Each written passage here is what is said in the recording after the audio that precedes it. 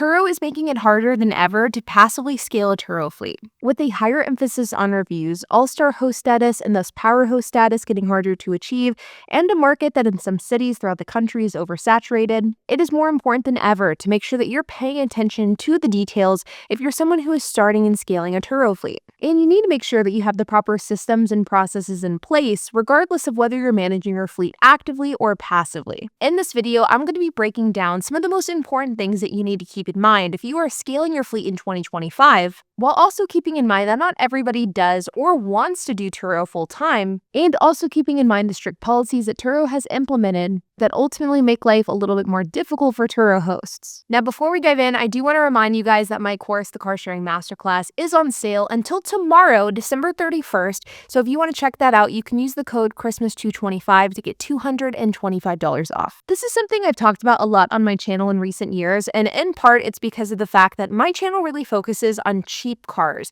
And as a result, people watch my videos and their mind always goes to, okay, if I want to get started with Turo, I should buy the cheapest cars as feasibly possible. And while my business model is the cheap car business model, there is more to it than that. And not only do I buy cheap cars, but I try to buy reliable cheap cars as well. If you're scaling your Turo fleet in 2025, I do think that buying cheap, high ROI vehicles is the best route to go down. But it is also crucial, especially with these new Turo maintenance requirements, that you also buy reliable cars. Cheap doesn't automatically equal good, and you have to find a nice balance between cheap, reliable, good cars. Either by buying cars that are cheap and reliable, or by making sure that as you grow, you have a mix of reliable, bulletproof cars in your fleet. My husband and I refer to these as evergreen cars, and these are cars that are so reliable, they get rented out very well that they're basically on autopilot. You want to find a balance between these evergreen cars and what would be considered a more unreliable car. An example of an unreliable but cheap car would be something like a Ford Focus, Ford Fiesta, Mitsubishi Mirage. These are cars that you can no doubt find for cheap, and they may even rent well on Turo, but you'll want to proceed with caution when buying these cars, especially buying multiples, because of the fact that these cars have really spotty reputations when it comes to reliability. While on the flip side, an example of a cheap, reliable car would be something like a Toyota Yaris, a Mazda, even certain types of Hyundais, depending on the warranty in your situation. This is absolutely the approach that we're taking with our own Turo fleet as we grow, and there are two key reasons as to why. First is the fact that more reliable cars are going to have less issues, and as a result, they're going to result in higher reviews and, of course, better maintenance ratings. The second reason is that more reliable cars mean that you have to work on them less, and that means these cars are just generally less work to keep up with. And time is money. Paying attention to reliability should be top of mind for anyone who's wanting to scale their fleet in 2025. Fleet management and having a system and process in place to manage the day-to-day of your Turo fleet is absolutely crucial if scaling is top of mind for you. This is especially true if you are someone who doesn't do Turo full-time or if you're someone who has employees, both of which applies to me. And the fleet management tool that I use has been an absolute game changer. It's helped me grow on Turo, but this has been especially helpful considering I've grown my Turo fleet while also growing multiple other businesses and holding a full-time job. And this is a fleet management software that I've been using for the better part of 2024, and it's called Fleet. Fleet is a fleet management software, and while I've been using it for the better part of 2024, they're just now beginning to roll out to the general public, and whenever I say that this is a game changer, I mean it. Fleet is the sponsor of this video, but I don't want their sponsorship to diminish the quality of this product. Because as I mentioned, not only have I been using Fleet for quite a while now for my own business, but I am also a paying customer as well. And while Fleet has a ton of features, including task management, claims and maintenance tracking, and more, what I want to focus on here is their new review management tool. We all know that Turo reviews are more important than ever, and in response to this Turo change, Fleet has developed a review management tool specifically for Turo hosts. I've been using this review feature for a couple of weeks now, and I've also been helping the Fleet team perfect and test it, and it works incredibly well. How it works is you go into Fleet, and here you can see that these guests are guests that have not reviewed me yet, while these guests have reviewed me, so now I know that it's my turn to review them back. And right here is where I can plan my messages to be sent out via text to my guest. Fleet allows up to 3 text messages to be sent to your guest, and you can customize what they say and when they are sent. For example, right now I'm sending a text at drop-off 3 days after the reservation ends and then 7 days after the reservation ends. And the cool thing is that Fleet knows when a guest has and has not reviewed you, and so whenever the guest finally does review you, they actually get taken out of this text message sequence. That way you're not sending texts to guests that have already reviewed you. you, something that many guests could find annoying. It's also important to note that these are texts that are getting sent to the guest's phone, and this is in addition to the Turo messages that you can schedule within the Turo app, meaning this is a perfect way to stay on top of your guests, to get them to review you, even if they're the type of guest who simply ends their trip and then never opens the Turo app again. And you can see here what a text looks like. Not only does this text say exactly what I want it to say,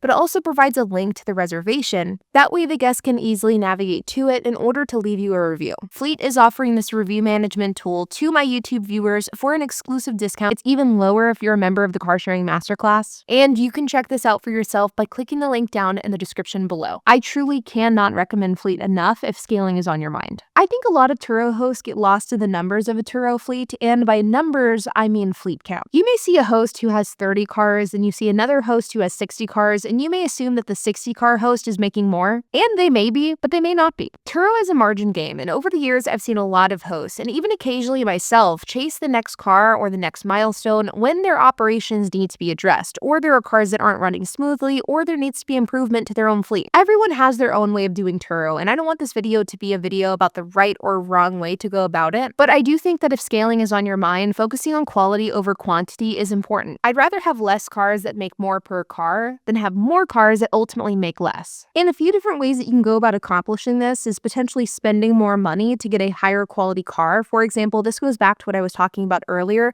Instead of buying a Mitsubishi Mirage with a spotty reliability that's ultimately dirt cheap, maybe spend $1,000 or $2,000 more and get a Toyota. Or one way that we've been viewing this recently is through the lens of fleet improvements. For example, this month we made the decision to update some of our cars. Radios, we just redid the interior of one of our cars. These changes that are investments, but they up the quality and thus overall reviews and performance of the cars we already have. If you find that you have a bunch of cars that either need to be fixed, they're down for repairs, or they're just underperforming, instead of just buying more and more cars for the sake of buying them, try to make the cars that you have higher quality, improve them, and then buy more cars. This is also very applicable in the context of debt versus cash cars. Buying cars in cash is ultimately going to lead to slower growth, but it is higher margin because of the fact that you own the cars outright. The point is, car count with Turo isn't the end-all be-all of success, especially as Turo is focusing on quality more than anything. I've talked about diversification a lot on my channel, specifically in the context of diversifying your income, but this is a bit different. I believe that if scaling is top of mind in 2024, then you should be diversifying. Do not get all of the exact same cars or even the same segment of vehicle for your fleet. I feel strongly that with Turo's new host policies, having a variety of cars is your best bet. Not only from the perspective of like a guest perception and guest reviews, but also from reliability and even protecting yourself from getting your car unlisted, recalls, things like that. We have a lot of older cars, but we also have a lot of textbook mid-tier cars that aren't anything special but are nice. We also have SUVs, and we even have a couple of cars that fall into the luxury segment, with the most recent one added being a 2017 Lincoln MKC. Having a variety of cars in your fleet not only keeps your cars booked out more frequently, but it also varies the guests you get, and I think overall it just yields better results. So there you have it. These are some of the biggest things that I think we should be keeping in mind if scaling your Turo fleet in 2025 is something you're wanting to accomplish. Again, my course, the Car Sharing Masterclass, is on sale until December 31st. You can use the code Christmas225 to get $225 off. And like always, you guys, I hope that you enjoyed this video. If you have any questions, comments, if you have anything to add, I would love to hear it, so make sure to leave a comment down below. And while you guys are at it, make sure to hit the like button, hit that subscribe button, and hit the notification bell, and I will see you guys in the next video.